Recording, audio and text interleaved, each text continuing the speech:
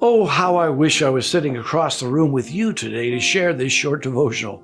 But due to these extraordinary times, I will instead speak to you across the airwaves. It is my sincere desire that you will consider with me one of the truly great Bible stories which has captured the imagination of countless people throughout the generations. This account from the Gospel of Mark chapter 4 is undoubtedly unique in its makeup due to the fact that within just a few short verses, 4 questions are asked that are foundational to our faith. We would do well to pause long enough to consider these questions in the light of our current set of circumstances. See if you can identify the questions as I read this fascinating encounter between Jesus and his 12 disciples. The Bible says, as evening came, Jesus said to his disciple, "Let's cross to the other side of the lake." So they took Jesus in the boat and started out, leaving the crowds behind, although other boats followed. But soon a fierce storm came up. High waves were breaking into the boat, and it began to fill with water. The disciples were literally freaking out, but Jesus was fast asleep, resting at the back of the boat with his head on a cushion. The disciples suddenly woke him, shouting, "Jesus, don't you care that we're going to drown?" That's question number 1. As Jesus woke up, he rebuked the wind and spoke to the waves. "Silence," he said, "be still." And just like that, the wind stopped and the waves ceased. That's when he asked them questions 2 and 3. "Why are you afraid?" he asked his disciples. "Do you still have no faith?" The disciples quickly morphed from absolutely terrified to totally amazed. "Who is this man?" That's question 4. They ask each other. "Even the wind and the waves obey him." The first question was shouted from the lips of petrified disciples. The story doesn't indicate which of the disciples were screaming the loudest, but my gut tells me it was probably Peter.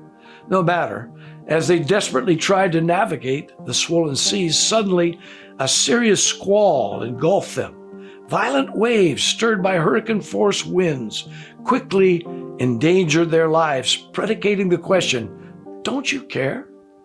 One might wonder how the 12 disciples who walked daily with Jesus could possibly accuse him of not caring. After all, they were right there observing as Jesus healed so many who were diseased. They saw firsthand Jesus' heart of compassion, which was constantly on display wherever there was a need. They watched in wonder as Jesus wept in sorrow over the city of Jerusalem.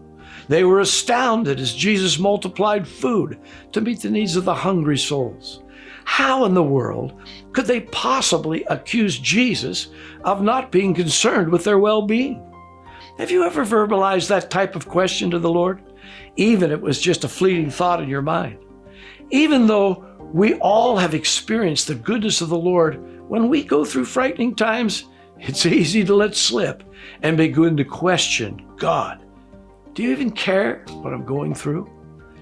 Jesus' response to their hysterical cry was calmly to speak to the dangerous circumstances. Can you imagine? What looked like an insurmountable problem to the disciples was really not much of a problem at all to Jesus. He just spoke to the wind and the sea. "Stop," he said. And guess what? The wind quieted and the waves receded. Now it was Jesus' turn to ask a few questions. He looked them squarely in the eye and asked them, "Why are you afraid? And do you still have no faith?" In other words, Jesus asked why they didn't trust his impeccable track record. It was as if he said, "If I care for those who aren't following me, certainly I will care and provide for you who love me."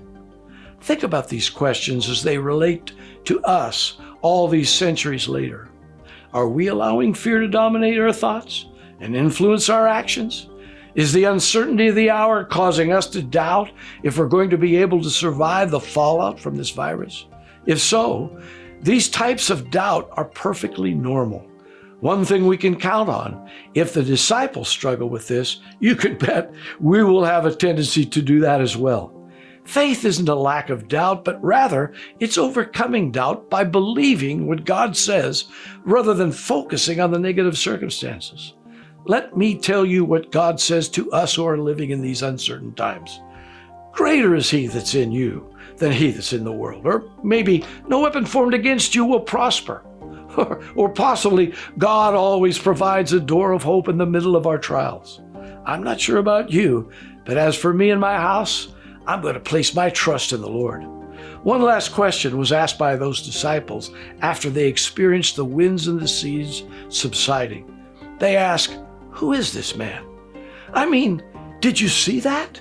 Jesus just spoke to the winds and the powerful waves that threatened to sink our ship, and even nature responded to his words. It might be good for us to ask this same question, because the answer will remind us that Jesus' authority transcends nature. It transcends all of the issues we will ever face in life, including this virus. Jesus is omnipotent. That's just a fancy way of saying nothing is too hard for our God, in that you can always trust. As we find ourselves restricted from our normal way of life, let's remind ourselves, Jesus cares about our problems and he has the power to do something about it. We are going to be okay. We are in good hands, for we serve a good God who cares deeply about all that we're going through and delights watching us obtain the victory through simple faith. May God bless you and yours over these next several days or weeks, as the case may be. We will overcome this virus. Let's answer Jesus' question like this. Yes, we have faith in you, Lord, for even the winds and the waves obey you. God bless you.